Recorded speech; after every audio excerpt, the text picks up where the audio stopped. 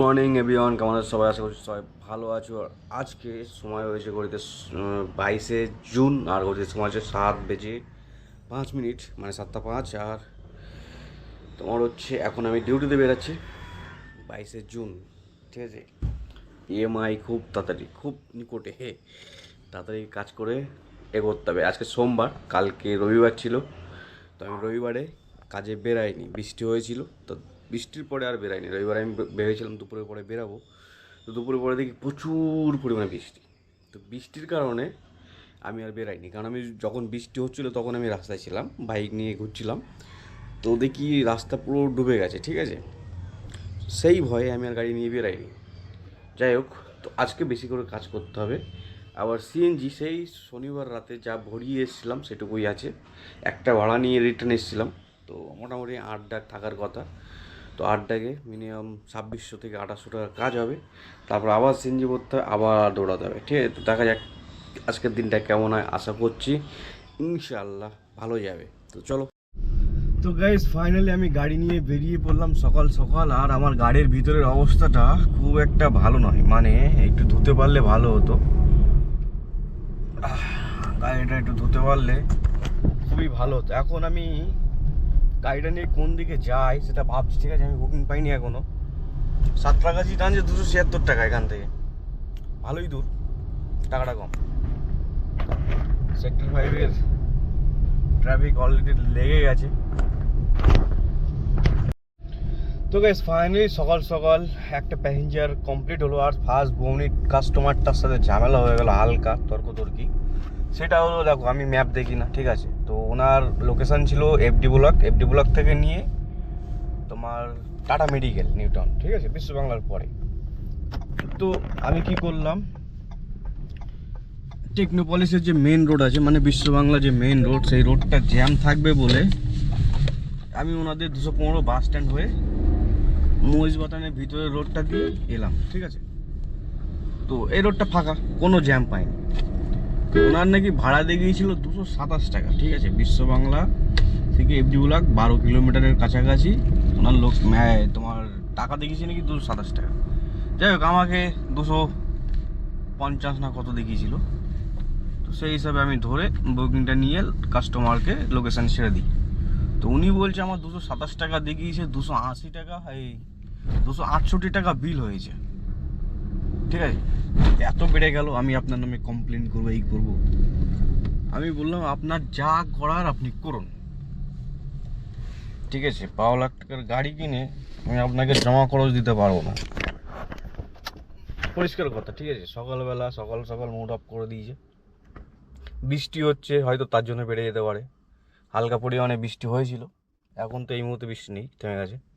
হালকা পরিমাণে বৃষ্টি হয়েছিল, তো সে কারণেও বাড়তে পারে। উনি আন্দাজে তর্ক করছে, এই সেই ওই তো ওই, কমপ্লেন করবো, এই করছে। আপনি যা খুশি করে নিন স্যার, আমার কিচ্ছু যায় আসে না। একটা অ্যাপ গেলে আরও অনেকগুলো অ্যাপ আছে, সুতরাং আমার ওই নিয়ে কোনো চাপ নেই। তো এই মুহূর্তে ওনাকে ছেড়ে জাস্ট রাস্তার অপোজিটে এয়ারক্রাফট মিউজিয়ামের থেকে বিসর্জন ঘাটের দিকে এলাম, এসে দাঁড়িয়ে আছি। এখন তো বৌনি কিছু হয়নি, এখন দেখা যাক। মানে সরি কী বলছি, বৌনি হয়নি, মানে ফার্স্ট বুকিং করার পরে এখনও তো কোনো প্যাসেঞ্জার পাইনি। তো দেখা যাক কী হয়। গলিতে সময় হয়ে গেছে 10টা 11টার কাছাকাছি, অনেক পরেই বুকিং পেলাম আর কি। তো গাইস, ফাইনালি দুপুর 12টা বেজে 1টার কাছাকাছি ঘটির সময়, মানে দুপুর 12টা বেজে এখন কত হয়েছে বলি, বা সরি 1:30 বাজে।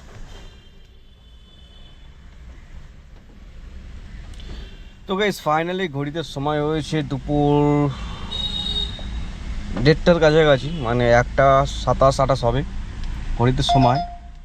আর বাজারটা আজকে একটু ডাউন, ঠিক আছে, বাজারটা একটু ডাউন। আর বুকিং পাচ্ছি না, যা বাজছে এখান থেকে 3-4 কিলোমিটার দূরে, মানে লেক টাউন থেকে টানছে সব, ঠিক আছে, বা উল্টোডাঙ্গা স্টেশন তার আশেপাশে। তো এই অবধি আর্নিং হয়েছে মাত্র 552 টাকা 25 পয়সা, ঠিক আছে।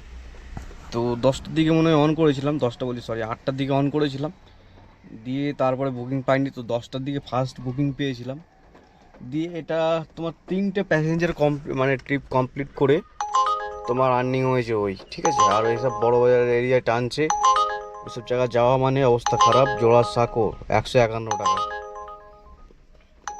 তো দেখা যাক বড় বুকিং পাই কি না। আমি চাইছি একটা এয়ারপোর্ট বা কলকাতা স্টেশন। এখন যদি যাই তো রিটার্ন বুকিং পেয়ে যাবো, মানে যদি ধরো 250-300 টাকায় যায় তো 250-300 টাকা রিটার্ন আসতে পারবো, তো হয়ে যাবে 500-550 টাকা। তো সেরকম কোনো বুকিংই দিচ্ছে না। সকালবেলা অন্য দিন এয়ারপোর্টের ভালোই বুকিং থাকে, আজকে পাইনি আমি এত সকালে বেরিয়ে। কি হবে কে জানে। সন্ধে তো হতে গেল, কিন্তু বুকিংগুলো সব কোথায় গেল? দাঁড়িয়ে আছি অনেকক্ষণ ধরে, কিছুই পাচ্ছি না। প্যাসেঞ্জারগুলো সব গুনে অপেক্ষা চলছে অবরত। জানি না বুকিং আবার আসবে কবে। সন্ধে তো এই হতেই গেছে। গাইস খুব খিদে পেয়েছিল, তো ঝালমুড়ি নিয়ে এসেছি, ঠিক আছে। ঝালমুড়ি আর একটা কোক, এটা আপাতত আমার খাবার। আর আমি দাঁড়িয়ে গেছি তোমার সিএনজি লাইন কম আছে বলে এখানে একটা কলকাতা স্টেশন থেকে একটা প্যাসেঞ্জার নিয়ে আমি ডাইরেক্ট এখানে চলে আসি সিটি সেন্টারের ওই সাইডে, ঠিক আছে, মানে সিটি সেন্টার 2-এ। তো ওনাদেরকে নামিয়ে, অ্যাকচুয়ালি এখানে ছিল না, ঠিক আছে, ওনাদের ছিল সামনে সিগন্যাল আছে, সিগন্যালের এই পারে। তো কাস্টমারকে আমি বুঝিয়ে যে ভাই আমার সিএনজির লাইনে যেতে হবে, তো তোমাদের সিগন্যাল এখানে নামিয়ে দিলে হবে। তো বলছে ঠিক আছে ভাই নামিয়ে দাও, ঠিক আছে, নাহলে আমাকে সে আবার 1 কিলোমিটার ঘুরে ইউটার্ন নিয়ে আসতে হবে এখানে, ঠিক আছে। তো কলকাতা স্টেশনটা নিয়ে এখানে নামালাম, 283 টাকা পেলাম। আর সব মিলিয়ে মোট কথা আজকে বাজার খারাপ ছিল আমি বলবো না, ঠিক আছে। দাঁড়া আগে মুড়িটা খেয়ে নি, নরম হয়ে যাচ্ছে, আলু মাখানো আছে সাথে। ঘড়িতে সময় রাতের 1:05, আর এখনও সিএনজি পাইনি। লাইন তো বেশি ছিল না, গাড়ি গ্যাস সিএনজি শেষ হয়ে গেছিলো, তাও আর গাড়ি এলো, তাও 1 ঘন্টা উপরে হয়ে গেছে, কিন্তু লাইনই এগোচ্ছে না। কী কারণে এগোচ্ছে না জানি না, হয়তো লোকালের চাপ বেশি হয়ে গেছে, লোকালের গাড়ি দিচ্ছে, বুঝতে পারছো, লোকালরাই কামাচ্ছে। লোকাল মানে যে এরিয়ায় সিএনজি পাম্প সেই এরিয়ার কিছু লোক আর পাম্পের কিছু লোক মিলে একটা সংগঠন তৈরি করা টাকার বিনিময়ে, ঠিক আছে। আমি দেখেছি এদের যেখানে সিএনজি দেয়, বিরিয়ানি ফিরানি এইসব এদের রাতের খাওয়ার, ঠিক আছে, সব মানে ওরা ম্যানেজ করে দেয় যারা লোকাল হিসাবে নেয়। মানে এখানে অনেক সিন্ডিকেট চলে, ঠিক আছে, টাকা পয়সার সিন্ডিকেট, অনেক অ্যাক্সেস মলে টাকা নেয়, টাকা নিয়ে লোকাল বানানো, ঠিক আছে। এখন তুমি প্রতিবাদ করতে গেলে হবে লাফড়া, আর লাফড়া করতে গেলে তোমার অনেক পাওয়ার চাই, বুঝতে পারছো। পাওয়ার মানে এরা একটা মানে সংগঠন মতো আছে, মনে করো 100-150 জন এরকম একটা সংগঠন আছে, তার বিরুদ্ধে লড়তে হবে। সুতরাং তোমাকেও 200-400 লোক জোগাড় করতে হবে, ঠিক আছে। লোকাল মানে তুমি যে 50-20টা ছেলে আনবে তাতে হবে না, অনেক লোক চাই। সো এরকম একটা বিষয়। তো আমি এসেছি সেই 10:30টার সময়, এখন বাজে রাতের 1টা। এখনও আমার সামনে মনে হয় 30টা মতো গাড়ি আছে। আপাতত লাইন এগোচ্ছে, চলো একটু এগিয়ে দিই। ওই যে সামনের গাড়িটা এগোলো, ওইটুকুই। হ্যাঁ, এইভাবে কত গাড়ি এগোনো যায়, কতটা সময় ব্যয় করা যায় বলো।